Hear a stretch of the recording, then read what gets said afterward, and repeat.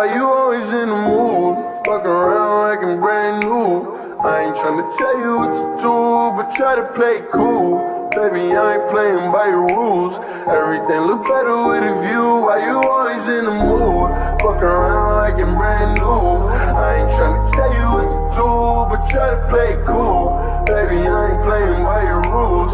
Everything look better with a view. Why you always in the mood? Fuck around like I'm brand new. I ain't tryna tell you what to do, but try to play it cool. Baby, I ain't playing by your rules. Everything look better with a view.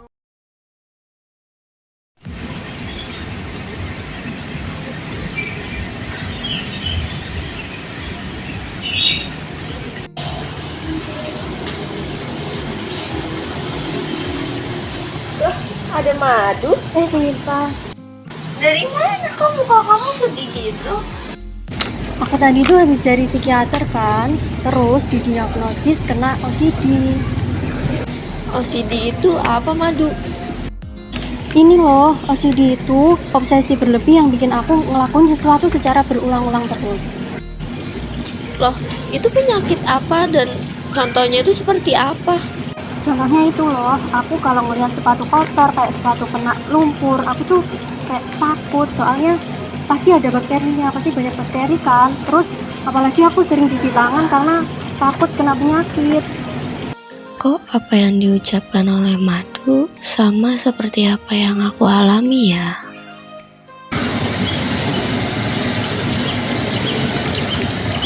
Rifa, kamu kenapa? Gak apa-apa kok, gak apa-apa. Aku mau nanya deh, ini penyakit yang ini tuh harus konsumsi obat gak sih? Iya harus, soalnya kalau nggak kayak gitu nanti tambah parah. Apakah penyakit ini bisa sembuh? Katanya nggak bisa. Jadi harus konsumsi obat buat nenangin.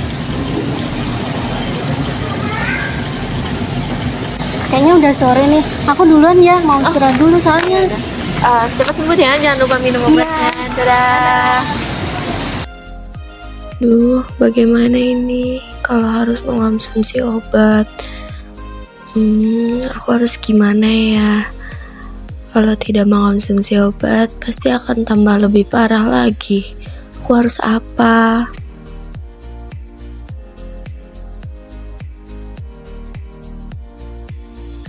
Tindakan tersebut merupakan salah satu contoh dari tindakan self-diagnosis.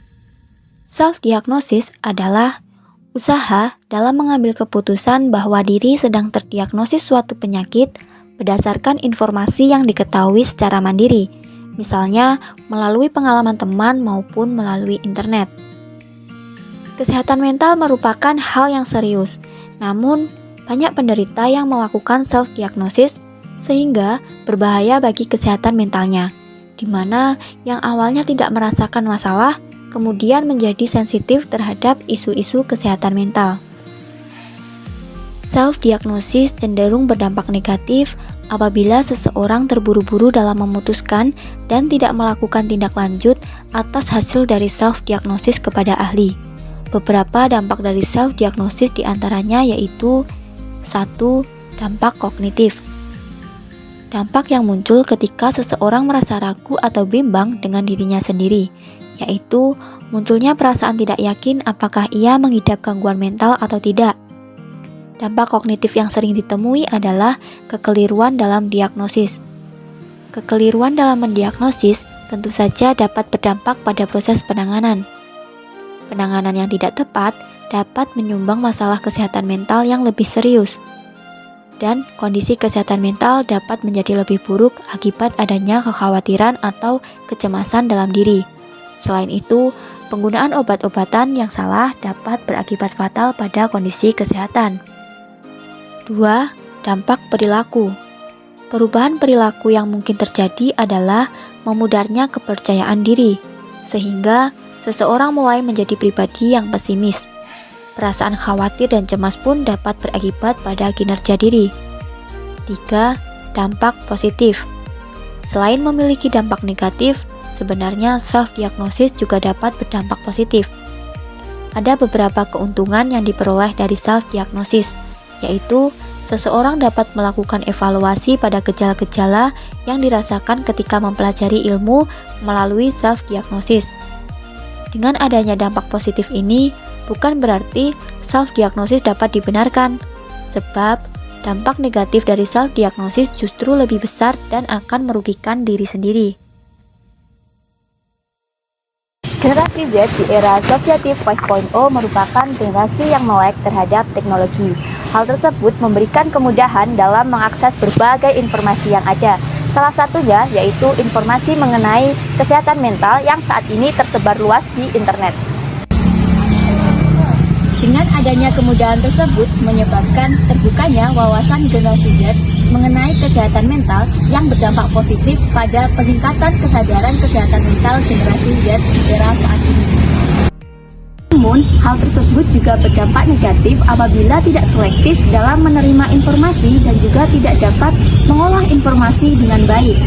Seperti tren saat ini yang memperlihatkan banyak remaja melakukan self-diagnosis hanya bersumber dari media sosial dan juga website-website yang belum terbukti kebenarannya.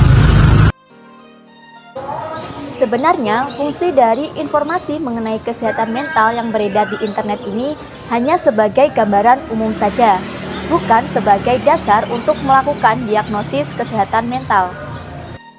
Oleh karena itu, mari hindari self-diagnosis dengan cara sebagai berikut.